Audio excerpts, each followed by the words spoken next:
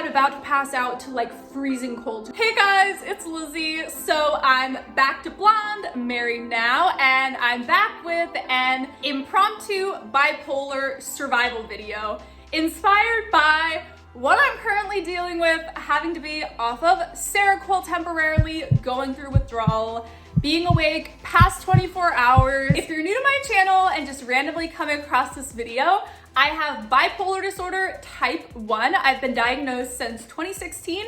I've made over 70 or 80 videos on bipolar, so my playlist will be linked here and below. Also, most bipolar people call it Seroquel, but we're all actually on Quetiapine, which is the generic, cheaper version of it. So Seroquel is just the name that everyone uses. Two reasons why I have to be off of my Seroquel temporarily.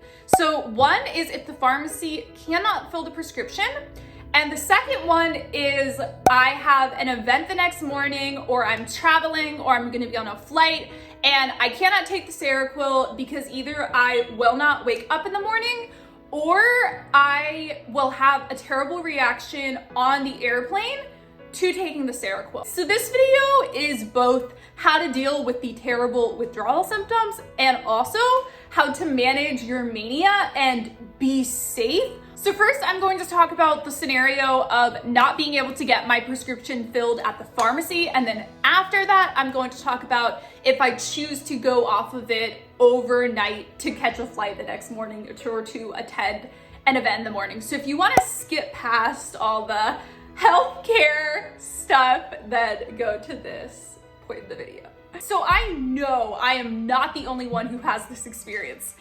For me, it happens 3 or 4 times a year where I'm not able to get my bipolar meds filled on time. I go to the pharmacy, they are not ready. Any of the following. So number one is a supply issue, which actually has only happened one time this year, where they were not producing enough at the factory, and so they had to get it from somewhere else, and I couldn't get it.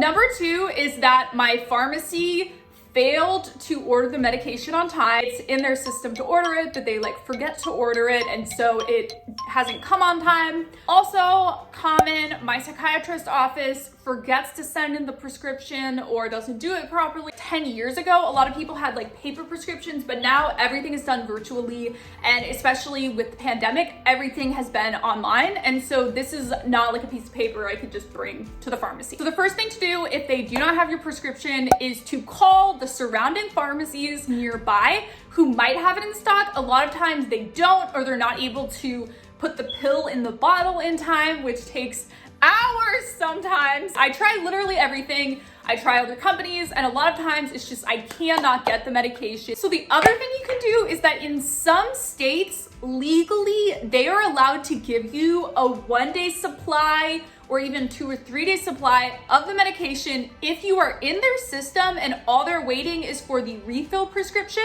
they can give you the medication for a day, 2 or 3. So look up the laws in your state. Sometimes they give it to me for free, sometimes you pay for it, so that is a possibility. You can also try telehealth and have them send in a prescription for 1 day, but a lot of times I'm finding this out the day before or the day of that I'm not able to get my medication. So a lot of times I do not have time to do telehealth. So reason number 2 that I will be off of Seroquel is if I have an early morning flight or other event in the morning, but typically a flight. So as you guys know, Seroquel is extremely sedative. My brain wants to sleep 12 hours a day because of Seroquel, so I do not trust myself to wake up early in the morning. If I have to leave for the airport earlier than 10 a.m., I do not take Seroquel the night before, and I'll pull an all-nighter because I cannot sleep without Seroquel. And I'm in my mid-20s, so a lot of times I'll select the 5:20 a.m. flight because it's $300 cheaper than the one at noon or 2 p.m. And so because of that, I'll have to leave for the airport at 2 a.m.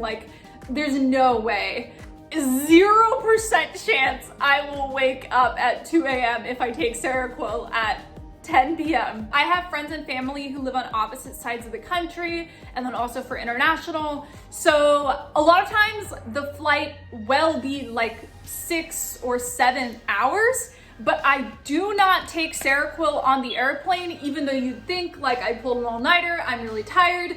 I cannot take it on the airplane. Do not take Seroquel on the airplane. I had a horrible experience where I took it. It was an early morning flight. I hadn't slept. I thought it would be amazing. I would get to sleep on the flight. Woke up like an hour later, horrified. I was like hitting the button, extremely panicked, and I felt like I was having some kind of medical problem. I kind of passed out on the floor of the airplane. They were calling, like, is there a doctor on the flight? Brought me like ice and water and food. They took me off the airplane on a wheelchair. Seroquel works physically by paralyzing your muscles, and so something about that combined with the flight close confined space of the airplane, or like my body not recognizing it.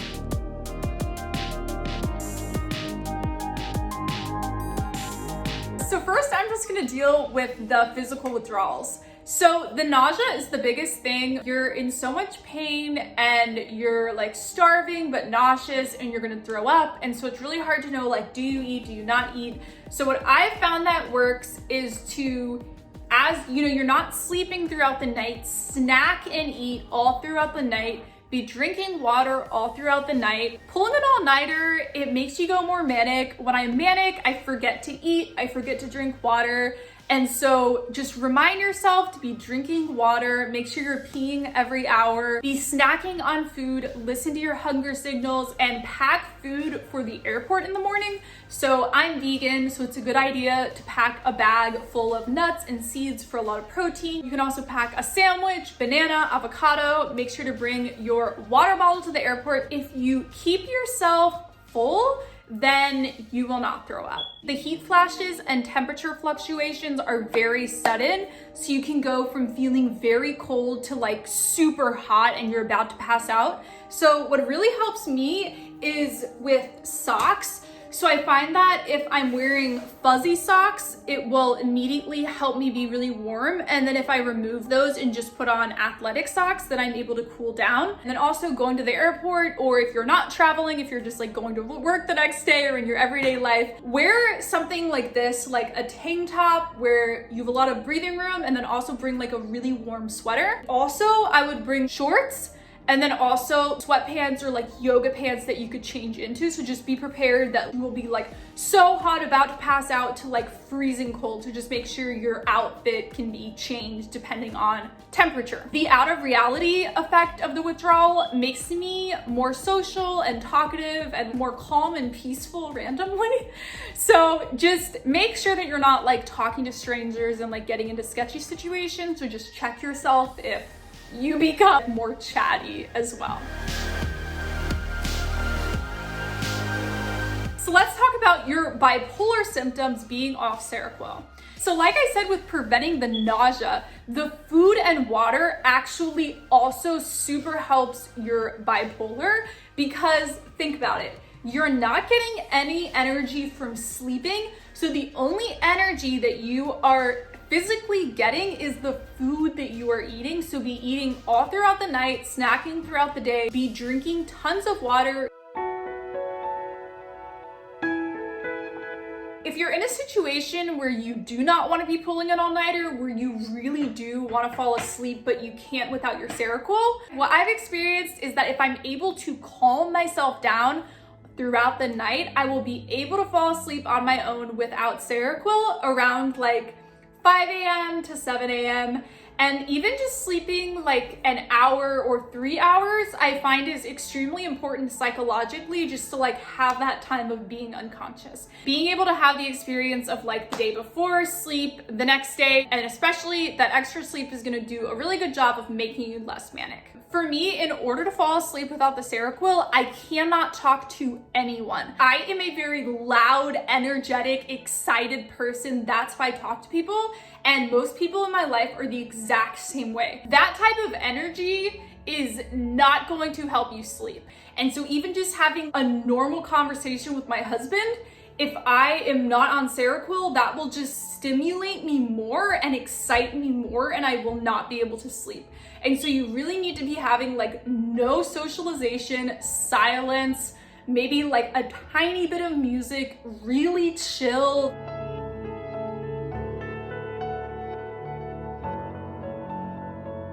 if you kind of feel tired, go lay in bed for like 15 minutes, and if you're not able to fall asleep, get out of bed and start being productive. And this is just a tip for insomnia in general. If you're not able to sleep, do not stay in bed. Get out of bed, do things.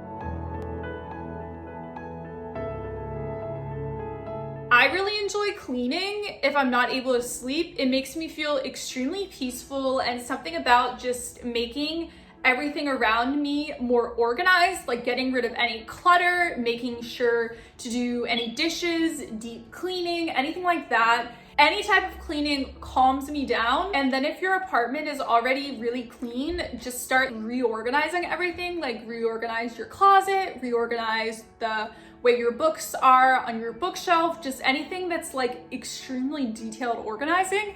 For some reason, that totally calms me down.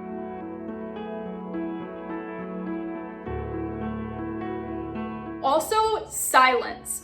I find that music is very much like dopamine hit, and also a lot of the stuff that I watch on YouTube and even just like scrolling Instagram, TikTok, a lot of that I find is very like engaging and energizing. So for me, if I am so wanting to sleep all night and cannot, I prefer to just like exist in silence and think and just clean and be. Take a really long shower or a bath. You want to be able to give yourself a period of rest and rejuvenation as much as you can without actually sleeping. If I'm done cleaning, I'll go into my office and I will respond to emails.